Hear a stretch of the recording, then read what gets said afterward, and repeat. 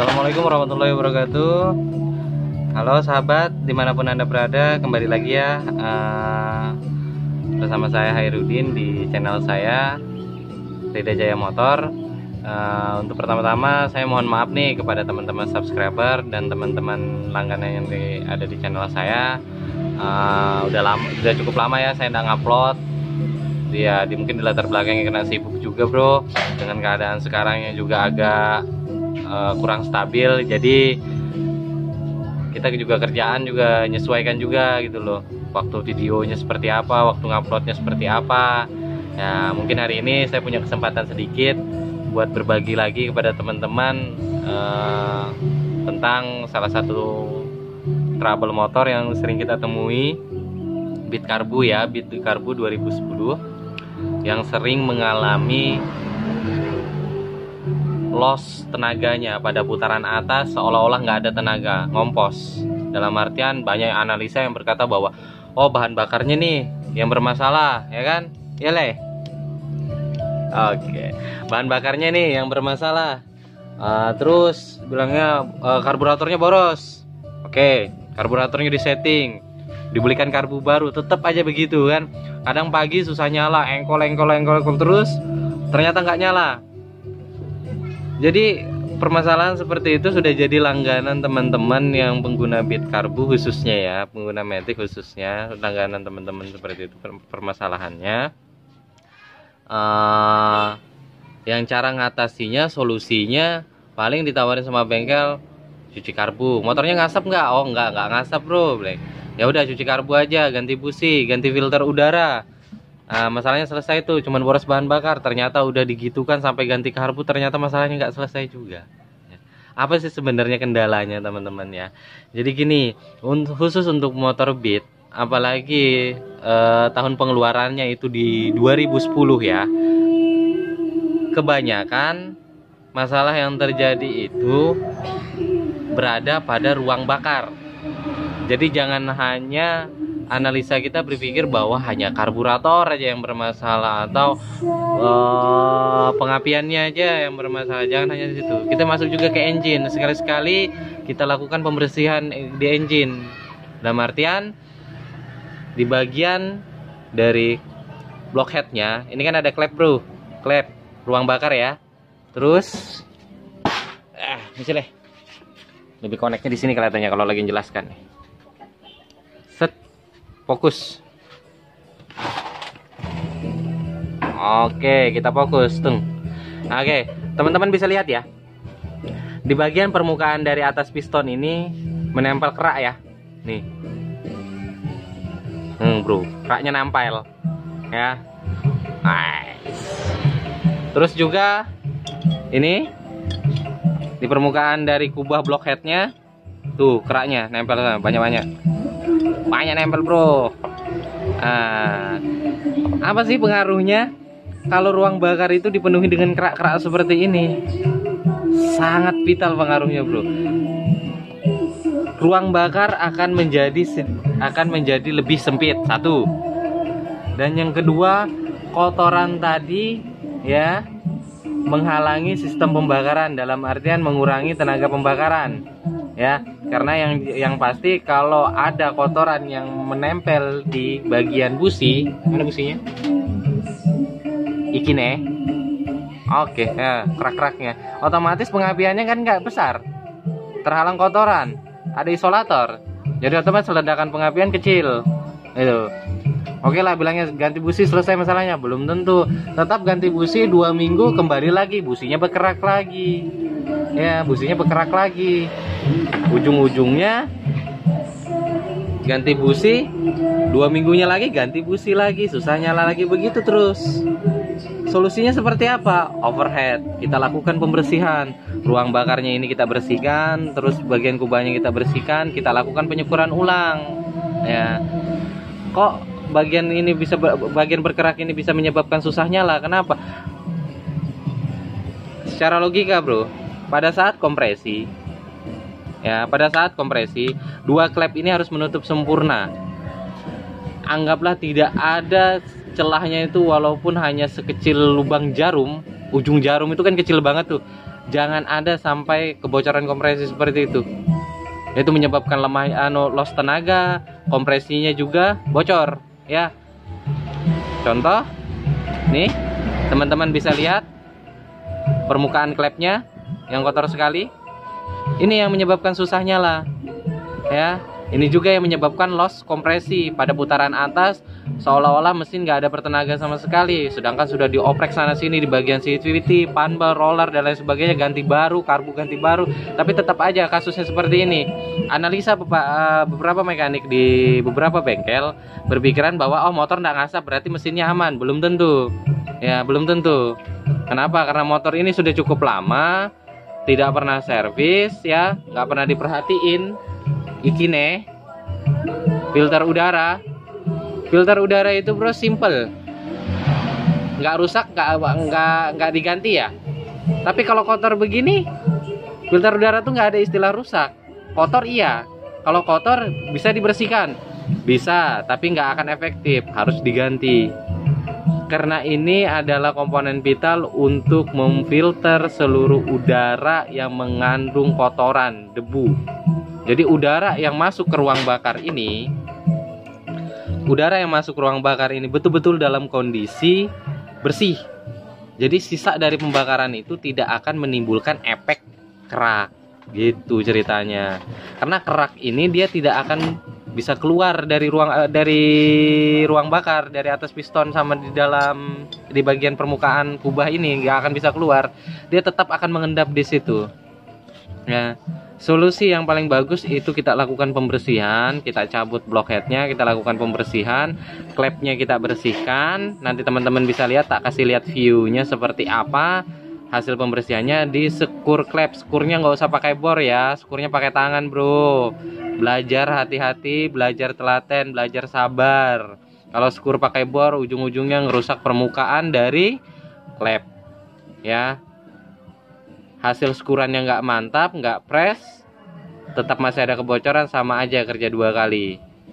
Betul-betul nanti setelah diskur permukaan dari bibir klep ini ya, permukaan dari bibir klep itu rata dan presisi duduk di permukaan dari seat klep ini yang ada di blockhead. Alhasil kompresinya pasti jos. Insyaallah kompresinya pasti mantap ya. Itu aja.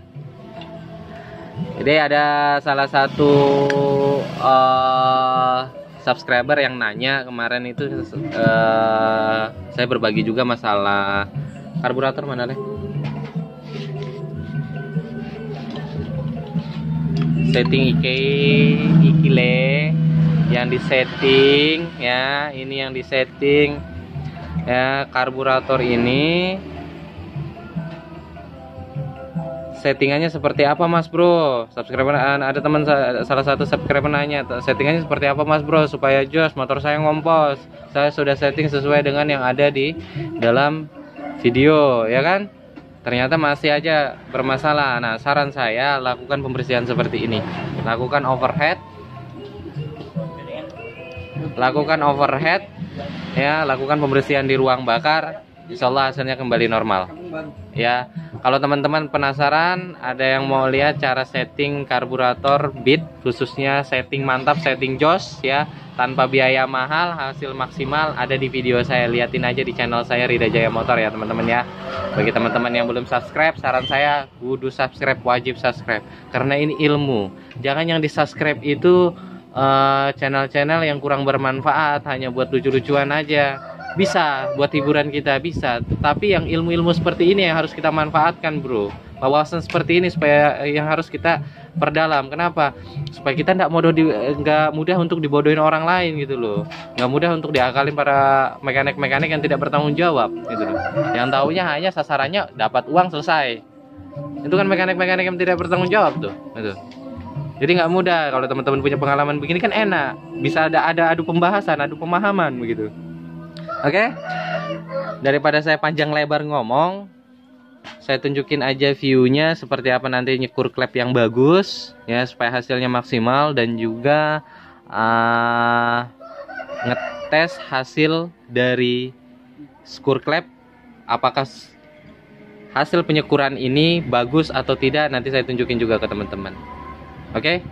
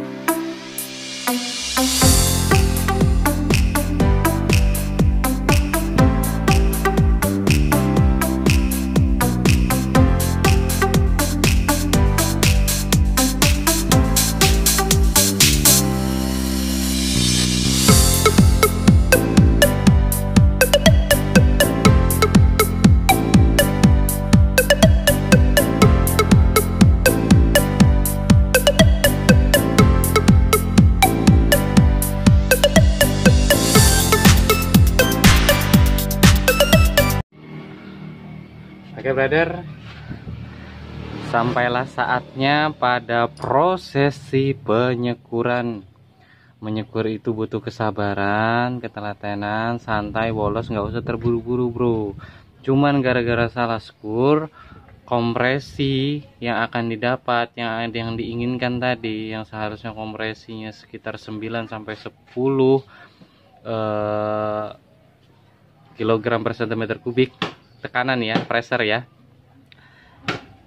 itu tidak akan didapat kalau nyekurnya nggak pakai hati. Nyekurnya pakai hati bro, hatinya ada sedikit dikasih ya, jangan hanya pakai tenaga ya.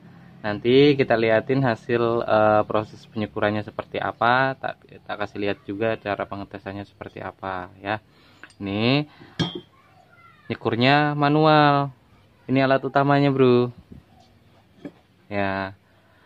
Nah ini obat skurnya kita pakai yang Disfine, dalam artian kita pakai yang halus aja, nggak usah kasar, nggak perlu yang kasar karena ini bukan klepnya mobil, ini klepnya motor ya. Klepnya motor cukup dengan yang halus, itu udah permukaannya nanti akan rata sendirinya ya.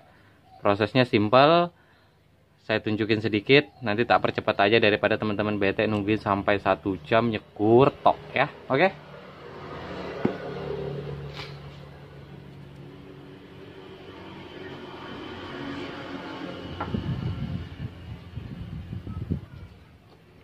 Kasih oli sedikit bray supaya licin.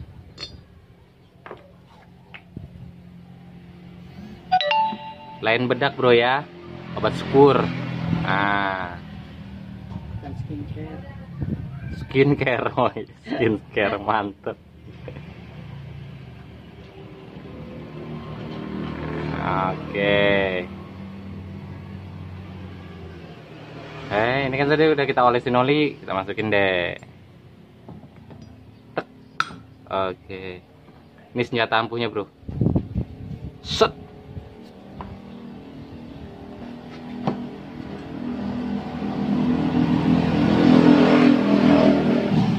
Le, bisa minta tolong, Le? Rasa senjata ampuhnya banyak deh.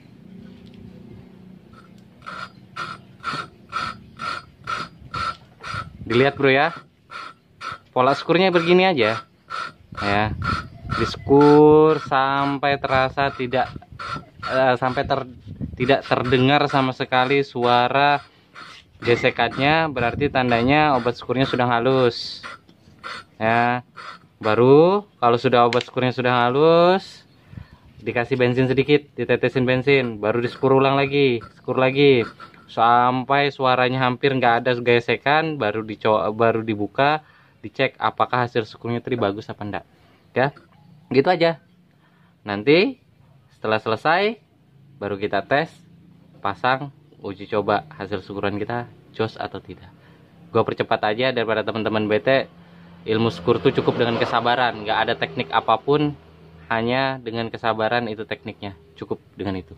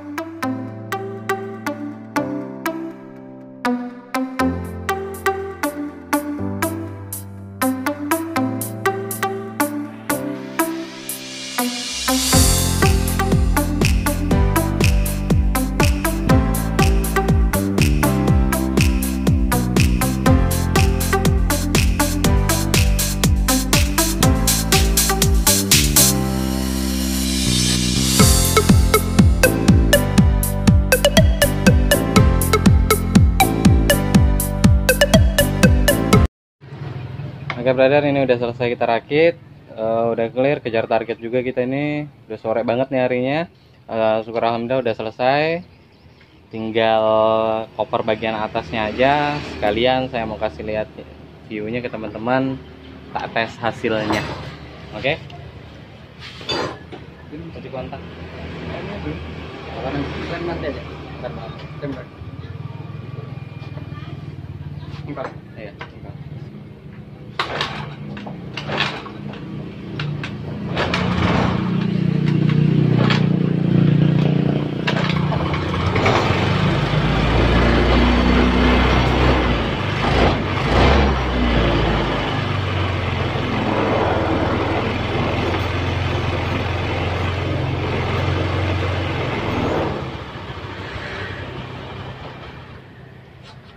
coba deh.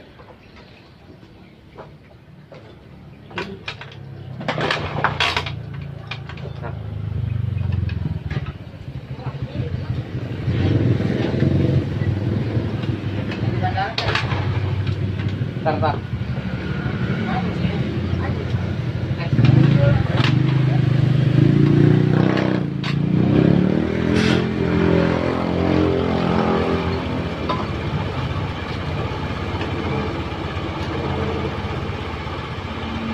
Tadi sekarang ini cuma setengah.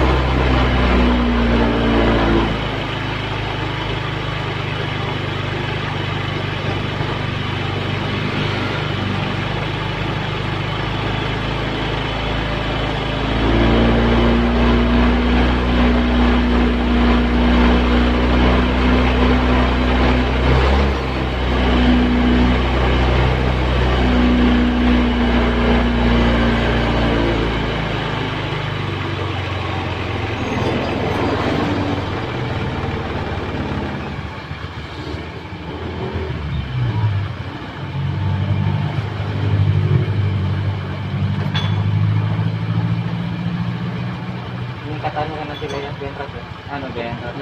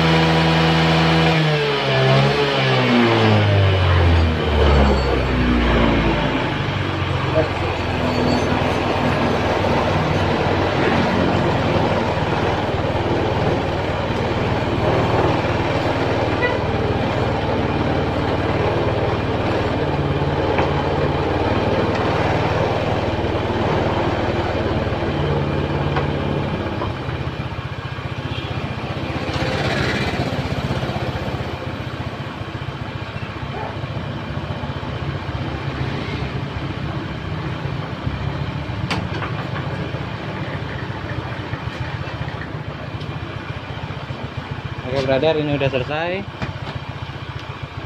Jadi powernya dapat ya, suara mesin halus, stabil, nggak ngeden ya, nggak brebet. Yang penting setiap langkah dari apa yang saya perlihatkan tadi, apa yang saya jelaskan tadi, teman-teman ikutin, hasilnya akan maksimal ya. Nah, cukup sekian video dari saya, kurang lebihnya saya mohon maaf. Assalamualaikum warahmatullahi wabarakatuh.